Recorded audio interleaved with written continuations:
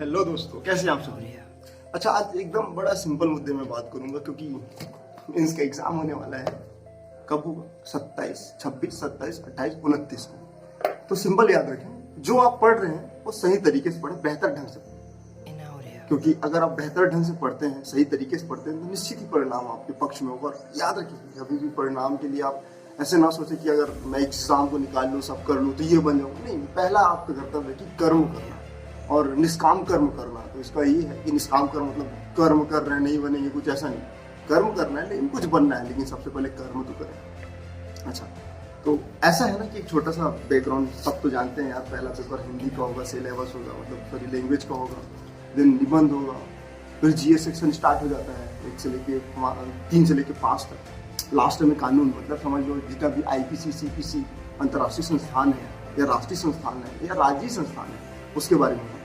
तो यहाँ पर सबसे बेहतर कहाँ पास कर सकते हैं? क्योंकि मैंने अपने प्रीवियस एक्सपीरियंस में एक चीज़ सीखा है कि सपोज आपको हिंदी या फिर पहला लैंग्वेज पेपर में 3 होता है लैंग्वेज में ना, हिंदी, छत्तीसगढ़ी और अंग्रेजी।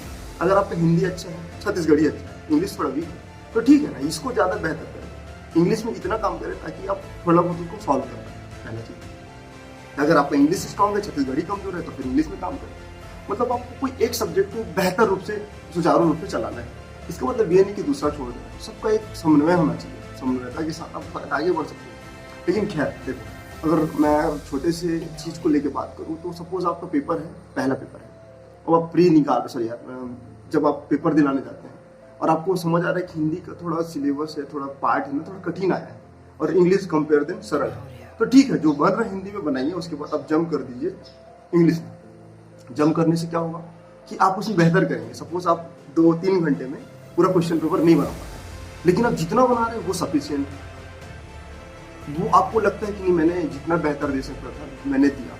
200 पेपर बना के 100 नंबर ला रहे हैं, और 150 पेपर बना के भी 105, 106 नंबर ला रहे हैं, तो 150 पेपर बनाना चाहिए। तो आप वहाँ बस एक चीज़ समझना कि आपने क्वालिटी कंटेंट में काम किया, ये काम करना। फिर निबंध का पेपर होना है, फिर जीएस का पेपर होना है, ऐसे करते करते आगे सीख गए। तो एक चीज़ मैं आपको शेयर करूँगा। पिछले बार जब एग्जाम में मैं बैठा, जैसे फर्स्ट बार क्वालिफाई हुआ, तो एक सबसे बड़ा गलती कि डरना। आप एग्जाम हॉल में जाते हैं और कहीं ना कहीं आप लोगों को देख के या फिर चीज़ों को लेकर डरते हैं, तो आप वहाँ पर आप जो चीज़ आपको याद भी होगा ना, उसका भी आप आंसर सही तरीके से नहीं कर पाएंगे। तो डरना छोड़ो, जो होना रहेगा हो गया यार, पहला चीज़। दूसरा कि आप जितना तैयारी करके बैठे, जो आपने पढ़ा है वो सफिशियंट है।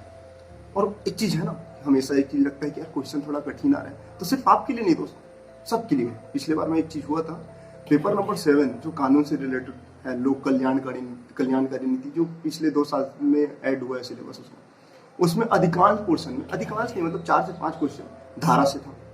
उसमें क्वेश्चन था 159 नंबर का धारा था मेरे ख्याल से, भू राजस्व संहिता से। तो ठीक है, वो सिलेबस में नहीं है, तो ठीक है ना यार, वो सिलेबस में नहीं है, आप नहीं पढ़े तो बहुत लोग नहीं पढ़े।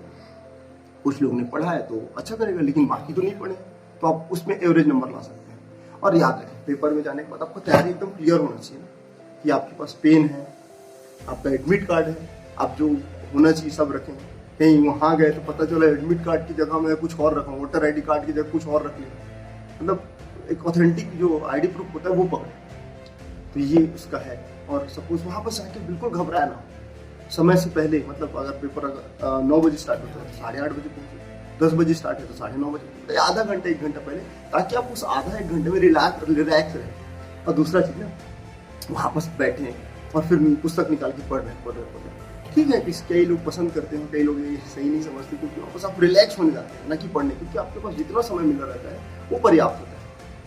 और परिणाम जो भी हो, खुद पर भरोसा रखें, पढ़ाई करें। अच्छा, कई लोग एक चीज़ है कि क्या पढ़ना चाहिए, कैसे आगे बढ़े, तो चाहे ये मेंस के लिए रहे, सीजीपीएससी मेंस के लिए रहे, फिर व्यापम, एसएससी, रेलवे, कोई भी एग्जाम, सिंपल स्ट्रेटेजी, जो सिलेबस है टू द पॉइंट है। जो एक्स्ट्रा आएगा वो सिर्फ आपके लिए, सबके लिए रहेगा। पहला चीज, आपके पास जो सिलेबस है अगर उसमें अगर काम करना स्टार्ट कर दिया सही तरीके से, तो बेहतर रूप से आप उसमें अंक अर्जित कर सकते हैं। और सफलता विफलता तो आपके हाथ में नहीं है, बस कर्म करना आपके हाथ में। तो इसी के बारे में बोला जाता है निष्काम कर्म। तो निष्काम कर्म का मतलब ये नहीं कि आप कर्म करें और फल की इच्छा ना करें, नहीं यार, फल तो प्राप्त करना ही है, लेकिन कर्म ऐसा करे कि फल के बारे में सोचे ही ना।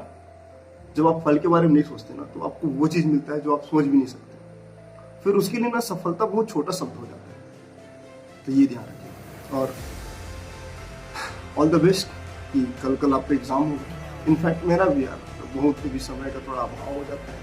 खैर बहुत समय मिला है कोरोना कारण कोई बहाने बनाने के लिए। ये सब बहाना वो बनाते हैं जो डरते हैं। ये डरते हैं कि नहीं कर होना नहीं होना आपके हाथ में नहीं, और कर्म करना आपके हाथ में कैसे। अच्छा वो एक सेकंड है जो मेरा दोस्त है, तुम साथ ना दो मेरा, चलना मुझे आता है। हर आग से वाकिफ, जलना मुझे आता है। तो आप उस आग से वाकिफ हो, समझ लो।